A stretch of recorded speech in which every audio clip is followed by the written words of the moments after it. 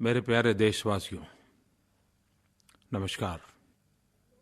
मन की बात करने का मन नहीं हो रहा था आज। बोझ अनुभव कर रहा हूँ। कुछ व्यथित सा मन है। पिछले महीने जब बात कर रहा था आपसे, ओले गिरने की खबरें, बेमौसमी बरसात, किसानों की तबाही। अभी कुछ दिन पहले बिहार में अचानक तेज हवा चली, काफ़ी लोग मारे गए, काफ़ी कुछ नुकसान हुआ। और शनिवार को भयंकर भूकंप ने पूरे विश्व को हिला दिया है। ऐसा लगता है मानो प्राकृतिक आपदा का सिलसिला चल पड़ा है। नेपाल में भयंकर भूकंप की आपदा, हिंदुस्तान में भी भूकंप ने अलग-अलग राज्यों में कई लोगों की जान ली है, संपत्ति का भी नुकसान किया है। लेकिन नेपाल का नुकसान बहुत भयंकर है। मैंने 2001 26 जनवरी कच्छ के भूकंप को निकट से देखा है। ये आपदा कितनी भयानक होती है, उसकी मैं कल्पना भली भांति कर सकता हूँ। नेपाल पर क्या बीतती होगी, उन परिवारों पर क्या बीतती होगी, उसकी मैं कल्पना कर सकता हूँ। लेकिन मेरे प्यारे नेपाल के भाइयों बहनों, हिंदुस्तान आपके दुख में आपके साथ है। तत्काल मदद के लिए चाहे हिंदुस्तान के जिस कोने में मुसीबत आई है वहाँ भी और नेपाल में भी सहाय पहुँचाना प्रारंभ कर दिया है। सबसे पहला काम है रेस्क्यू ऑपरेशन, लोगों को बचाना। अभी भी मलबे में दबे हुए कुछ लोग जीवित होंगे, उनको जिंदा निकालना है। एक्सपर्ट लोगों की टीम भेजी है। साथ में इस काम के लिए जिनको विशेष रूप से ट्रेन किया गया है, ऐसे स्नीपर डॉग्स को भी भेजा है। ये स्नीपर डॉग्स ढूंढ पाते हैं कि कहीं मलबे के नीचे कोई इंसान जिंदा हो। कोशिश हमारी पूरी रहेगी, अधिकतम लोगों को जिंदा बचाएं। रेस्क्यू ऑपरेशन के बाद रिलीफ का काम भी चलाना है। रिहैबिलिटेशन का काम भी तो बहुत लंबा चलेगा। लेकिन मानवता की अपनी एक ताकत होती है। 125 करोड़ देशवासियों के लिए नेपाल अपना है। उन लोगों का दुख भी हमारा दुख है। भारत पूरी कोशिश करेगा। इस आपदा के समय हर नेपाली के आंसू भी पहुंचेंगे, उनका हाथ भी पकड़ेंगे, उनको साथ भी देंगे। पिछले दिनों यमन में हमारे हजारों भारतीय भाई बहन फंसे हुए थे। युद्ध की भयंकर विभीषिका के बीच, बम बंदूक के तनाव के बीच, गोलाबारी के बीच भारतीयों को निकालना, जीवित निकालना एक बहुत बड़ा कठिन काम था। लेकिन हम कर पाए। इतना ही नहीं, 1 सप्ताह की उम्र की एक बच्ची को जब बचा करके लाए तो ऐसा लग रहा था कि आखिर मानवता की भी कितनी बड़ी ताकत होती है। बम बंदूक के वर्षा चलती हो, मौत का साया हो, और 1 सप्ताह की बच्ची अपनी जिंदगी बचा सके, तब एक मन को संतोष होता है। मैं पिछले दिनों विदेश में जहाँ भी गया, एक बात के लिए बहुत बधाइयाँ मिली, और वो था यमन में हमने दुनिया के करीब 48 देशों के नागरिकों को बचाया था।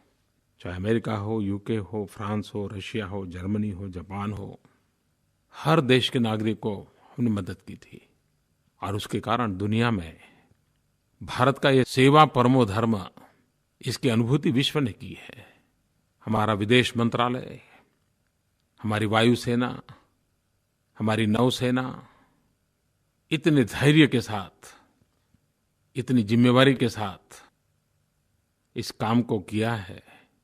दुनिया में इसकी अमिट छाप रहेगी आने वाले दिनों में, ऐसा मैं विश्वास करता हूँ। और मुझे खुशी है कि कोई भी नुकसान के बिना सब लोग बच करके बाहर आए। वैसे भी भारत का एक गुण, भारत के संस्कार बहुत पुराने हैं। अभी मैं जब फ्रांस गया था, तो फ्रांस में मैं प्रथम विश्व युद्ध के एक स्मारक पर गया था। उसका एक कारण भी था कि प्रथम विश्व युद्ध की शताब्दी तो है, लेकिन साथ-साथ भारत की पराक्रम का भी वो शताब्दी वर्ष है। भारत के वीरों के बलिदान की भी शताब्दी का वर्ष है। और सेवा परमो धर्मः, इस आदर्श को कैसे चरितार्थ करता रहा है हमारा देश, उसकी भी शताब्दी का ये वर्ष है। मैं ये इसलिए कह रहा हूँ कि 1914 में और 1918 तक प्रथम विश्व युद्ध चला, और बहुत कम लोगों को मालूम होगा, करीब-करीब 15 लाख भारतीय सैनिकों ने इस युद्ध में अपने जान की बाजी लगा दी थी। और भारत के जवान अपने लिए नहीं मर रहे थे।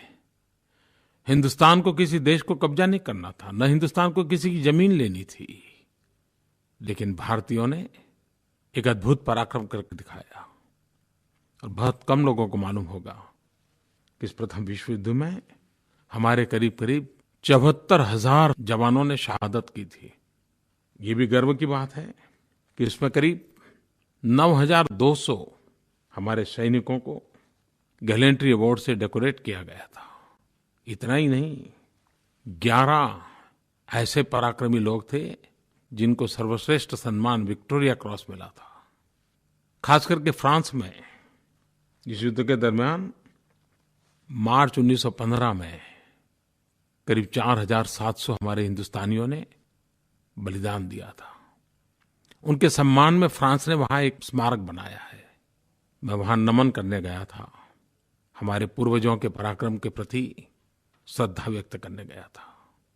ये सारी घटनाएं हम देखें तो हम दुनिया को कह सकते हैं कि यह देश ऐसा है जो दुनिया की शांति के लिए, दुनिया के सुख के लिए, विश्व के कल्याण के लिए सोचता है, कुछ न कुछ करता है, और जरूरत पड़े तो जान की बाजी भी लगा देता है।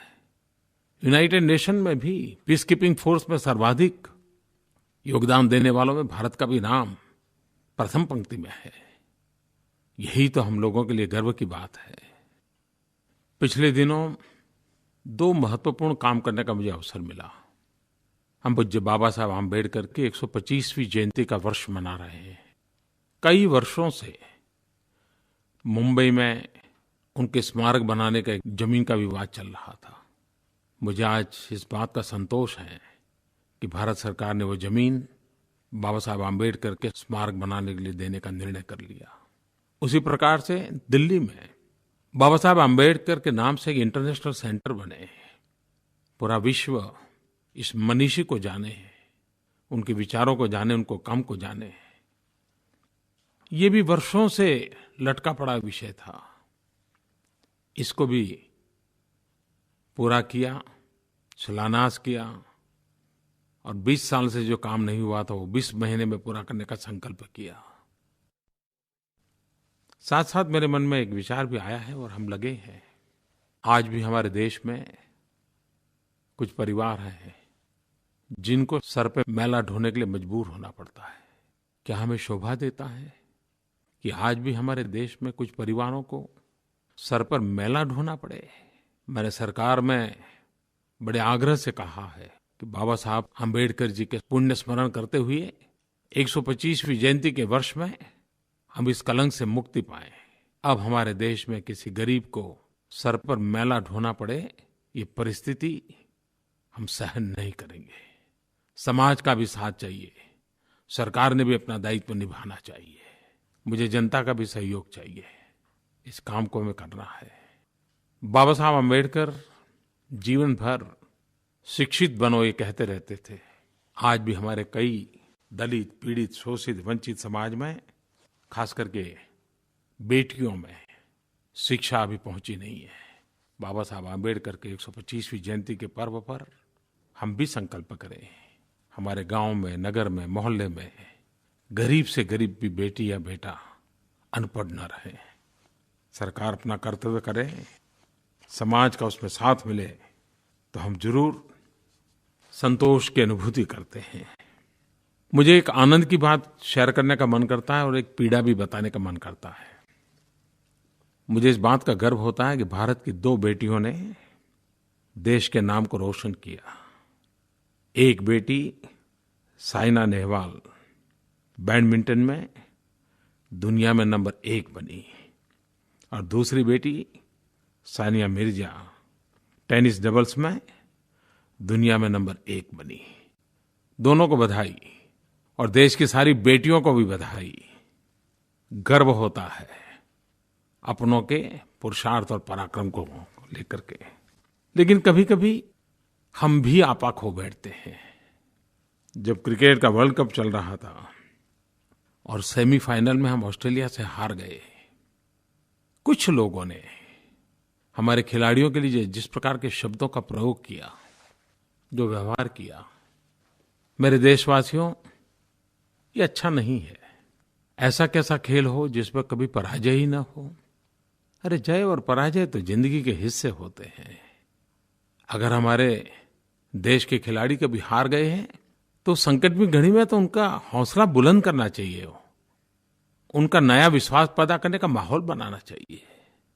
मुझे विश्वास है आगे से हम पराजय से भी सीखेंगे और देश के सम्मान के साथ जो बातें जुड़ी हुई हैं उसमें पल भर में ही संतुलन खो करके क्रिया प्रतिक्रिया में नहीं उलझ जाएंगे। और मुझे कभी-कभी चिंता हो रही है। मैं जब कभी देखता हूँ कि कहीं अकस्मात हो गया तो भीड़ इकट्ठी होती है और गाड़ी को जला देती है और हम टीवी पर इन चीज़ों को देखते भी हैं। एक्सीडेंट नहीं होना चाहिए, सरकार ने भी हर प्रकार की कोशिश करनी चाहिए। लेकिन मेरे देशवासियों बताइए कि इस प्रकार से गुस्सा प्रकट करके हम ट्रक को जला दे, गाड़ी को जला दे, मरा हुआ तो वापस आता नहीं है। क्या हम अपने मन के भावों को संतुलित रख के कानून को कानून का काम नहीं करने दे सकते हैं? सोचना चाहिए। खैर, आज मेरा मन इन घटनाओं के कारण बड़ा व्यथित है, खास करके प्राकृतिक आपदाओं के कारण। लेकिन इसके बीच भी धैर्य के साथ, आत्मविश्वास के साथ देश को भी आगे ले जाएंगे। इस देश का कोई भी व्यक्ति दलित हो, पीड़ित हो, शोषित हो, वंचित हो, आदिवासी हो, गांव का हो, गरीब हो, किसान हो, छोटा व्यापारी हो, कोई भी हो, हर एक के कल्याण के मार्ग पर हम संकल्प के साथ आगे बढ़ते रहेंगे। विद्यार्थियों की परीक्षाएं पूर्ण हुई हैं। खास करके 10वीं और 12वीं के विद्यार्थियों ने छुट्टी बनाने के कार्यक्रम बनाए होंगे। मेरी आप सबको शुभकामनाएं हैं कि आपका वैकेशन बहुत ही अच्छा रहे, जीवन में कुछ नया सीखने का, नया जानने का अवसर मिले और साल भर आपने मेहनत की है तो कुछ पल परिवार के साथ उमंग और उत्साह के साथ बीते, यही मेरी शुभकामना है। आप सबको मेरा नमस्कार। धन्यवाद।